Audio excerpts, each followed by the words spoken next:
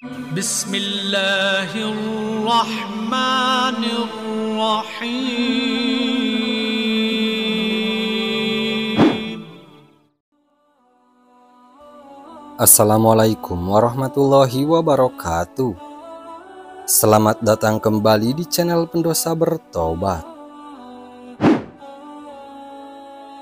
Sahabat beriman, dalam Islam malaikat adalah makhluk yang diciptakan dari cahaya oleh Allah Subhanahu wa Ta'ala.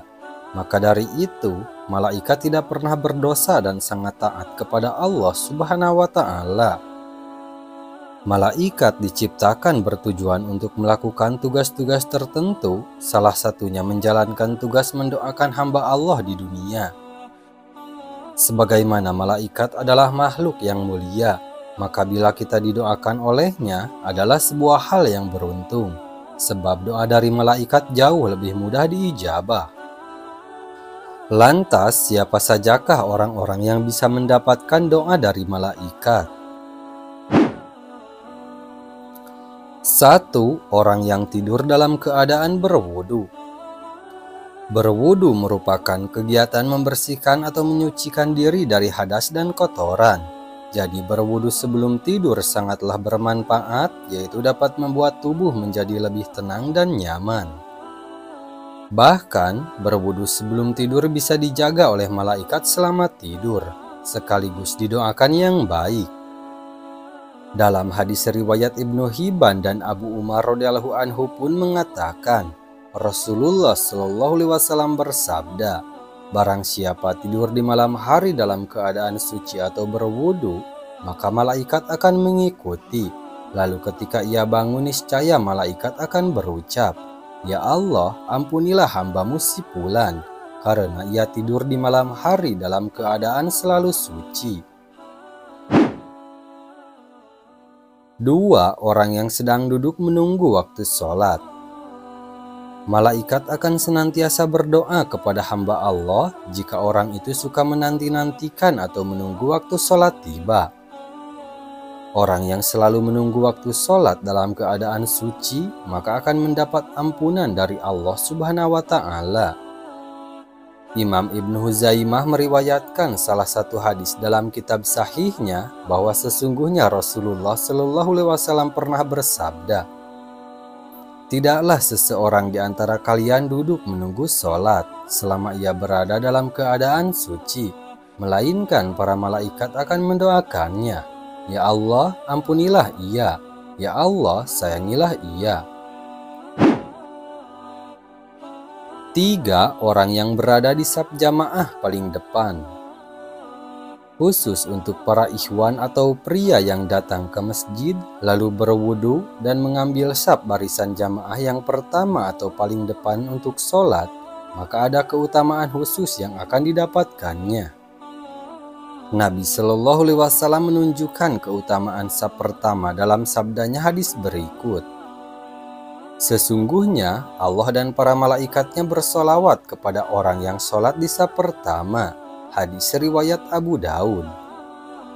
Kemudian Rasulullah juga bersabda, sebaik-baik saf bagi laki-laki adalah yang paling depan, dan yang paling jelek adalah yang paling belakang.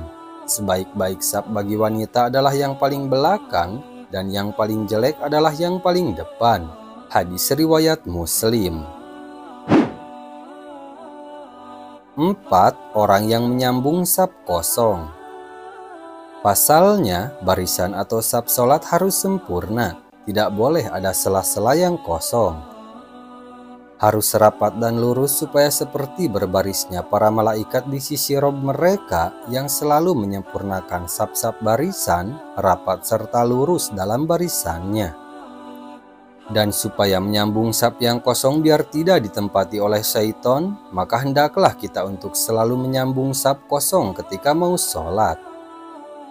Rasulullah Shallallahu alaihi wasallam bersabda, sesungguhnya Allah dan para malaikatnya selalu mendoakan orang-orang yang menyambung saf-saf dalam sholat. Siapa saja yang mengisi bagian saf yang lowong akan diangkat derajatnya oleh Allah satu tingkat. Hadis riwayat Ibnu Majah. 5. Orang yang mengucap amin setelah imam membaca Al-Fatihah. Salat adalah amalan wajib yang pertama kali dihisab. Oleh karena itu, salat harus disempurnakan dari takbiratul ihram hingga tahiyat akhir supaya kita diselamatkan oleh Allah kelak. Seperti amalan dalam salat yang perlu diperhatikan dan seringkali dianggap remeh, yaitu mengucapkan kata amin setelah imam membaca Al-Fatihah. Padahal mengucapkan amin tersebut merupakan perhiasan sholat dan memiliki keutamaan yang luar biasa, yaitu ucapan amin itu bersamaan dengan aminnya para malaikat, menjadikan dosa-dosa hamba diampuni serta menjadi penyebab terkabulnya doa. 6. Orang yang duduk di tempat sholatnya setelah melakukan sholat. Pastinya senang jika didoakan yang baik oleh malaikat, apalagi disolawatkan.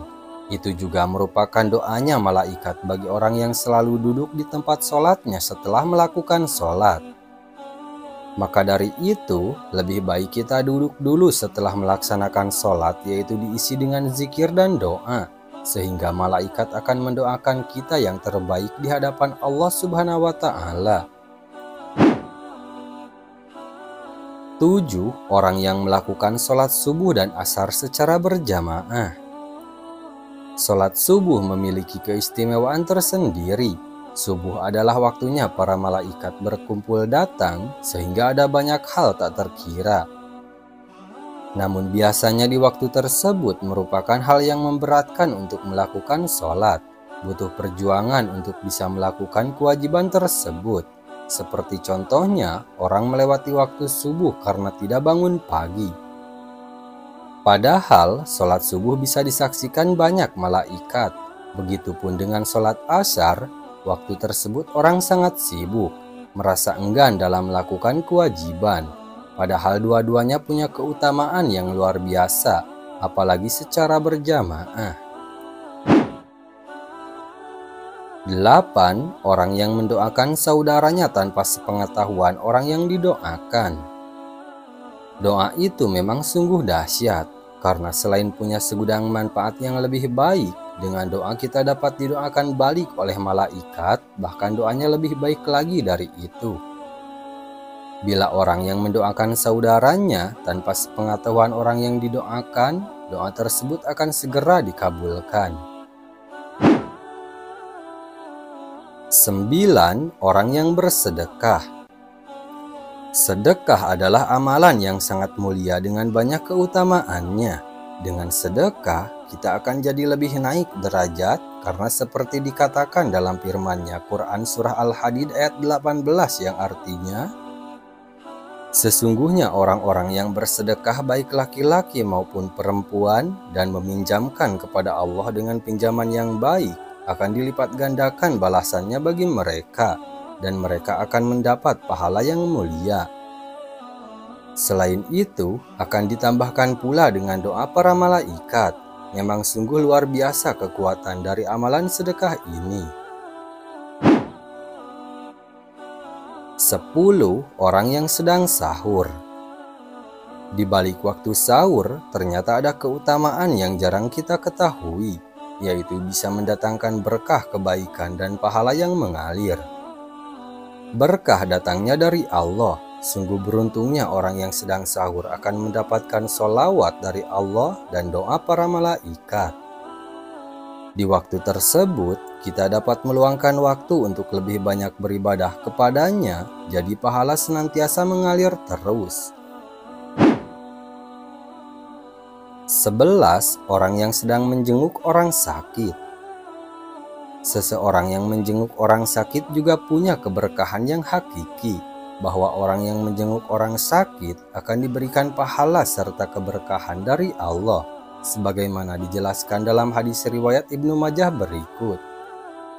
Barang siapa yang menjenguk orang sakit, maka malaikat dari langit memanggil, "Berbahagialah kamu dan sungguh baik langkahmu, dan engkau menempati sebuah rumah di surga." Kesimpulannya, seseorang yang menjenguk orang sakit akan didoakan oleh para malaikat. dan setiap langkahnya ketika menjenguk maupun setelah menjenguk terdapat keberkahan pahala yang berlimpah. 12. Orang yang mengajarkan kebaikan. Berbuat baiklah ke semua orang, sekecil apapun. Kalimat tersebut sudah sering kali kita dengar, tapi dari kalimat sederhana itu memang harus kita terapkan dalam hidup. Sebagai umat muslim, kita diperintahkan untuk selalu mengajarkan dan mengajak manusia kepada kebaikan, maka pahalanya akan menjadi untukmu juga. Selain itu, orang yang senantiasa memberikan kebaikan juga akan didoakan malaikat. Dengan mengajarkan atau mengajak kebaikan, sama dengan kita berdakwah di jalan Allah dan dapat mencegah orang lain dari kemungkaran. Sungguh luar biasa pahala bagi orang tersebut. Nah, itulah sahabat beriman, orang-orang yang mendapatkan doa dari malaikat. Betapa beruntungnya jika kamu adalah salah satunya, maka di pandangan Allah ia adalah manusia yang dicintainya. Assalamualaikum warahmatullahi wabarakatuh.